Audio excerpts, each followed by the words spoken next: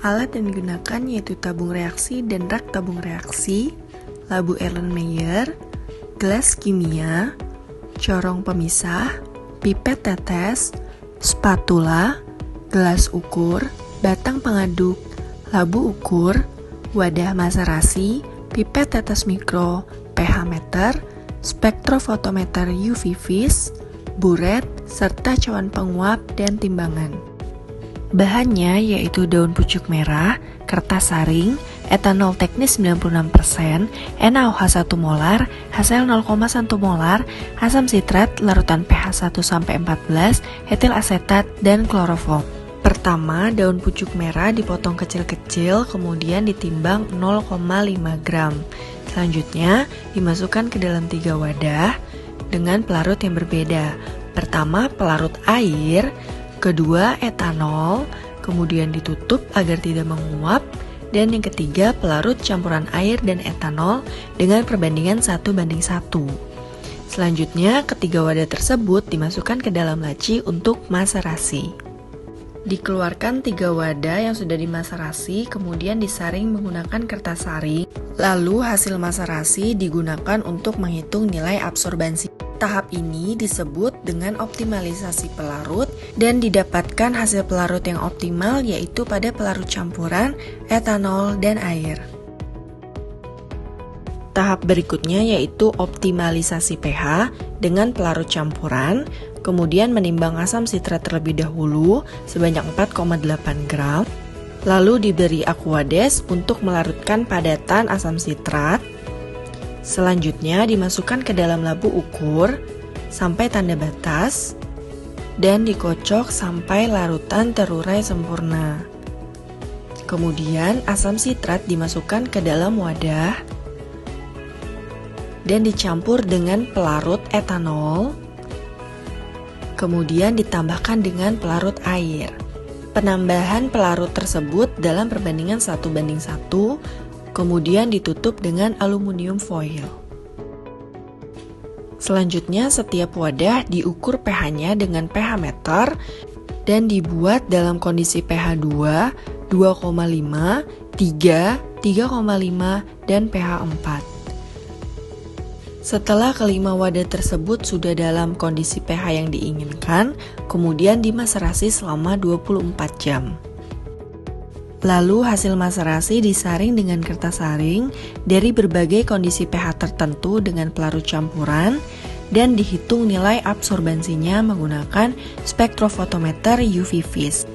Didapati nilai absorbansi yang paling besar terjadi pada kondisi pH 3,5 pada pelarut campuran. Tahap selanjutnya yaitu ditimbang daun pucuk merah sebagai sampel utama, kemudian direndam dengan pelarut campuran pada kondisi pH 3,5.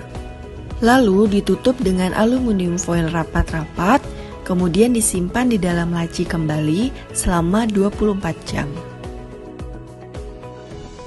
Setelah dimaserasi selama 24 jam, sampel utama disaring menggunakan kertas saring. Kemudian hasil maserasi dituang ke dalam cawan penguap, lalu ditutup dengan wadah untuk proses evaporasi dengan suhu ruangan. Hal ini dilakukan untuk menghilangkan fasa air dan etanol yang ada pada ekstrak bahan. Kemudian setelah kurang lebih 3 hari didapati hasil evaporasi sebagai berikut. Hasil maserasi diekstrak dengan N-heksana dan etil asetat. Pastikan keran corong pemisah tertutup dan dimasukkan sampel. Kemudian ditambahkan N-heksan untuk menghilangkan zat yang bersifat nonpolar. Kemudian corong ditutup, terbentuk 2 fasa, fasa atas yaitu N-heksan, fasa bawah yaitu sampel. Lalu dilakukan penggojlokan ekstraksi dan sesekali keran dibuka untuk melepaskan tekanan uap yang berlebihan. Kemudian dilakukan penggojlokan kembali. Lalu dipasang pada statif dan klem, dibuka keran untuk mendapatkan fasa bawah yang sudah diekstraksi. Lalu hasil ekstraksi dimasukkan ke dalam corong pemisah dan ditambahkan etil asetat untuk menghilangkan zat semi polar.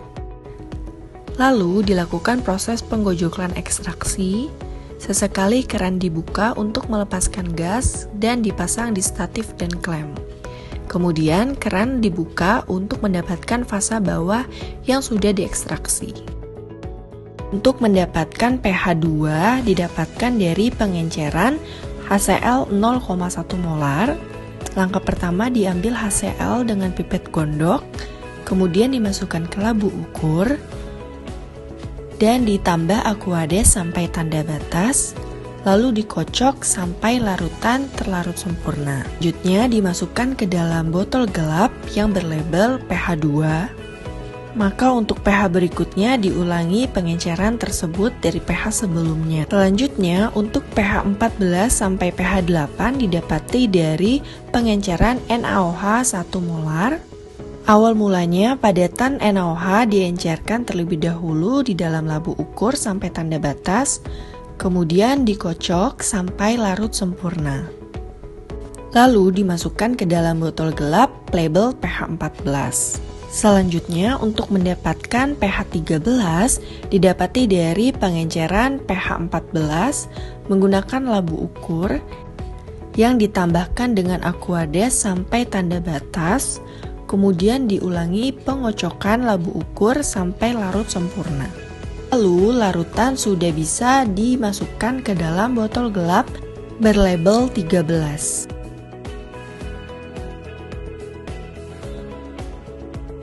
Jika sudah dilakukan pengenceran dari masing-masing asam dan basa, akan didapatkan pH 1 sampai 14. Lalu diteteskan indikator daun pucuk merah ke dalam pH 1-14 untuk mengamati perubahan warnanya.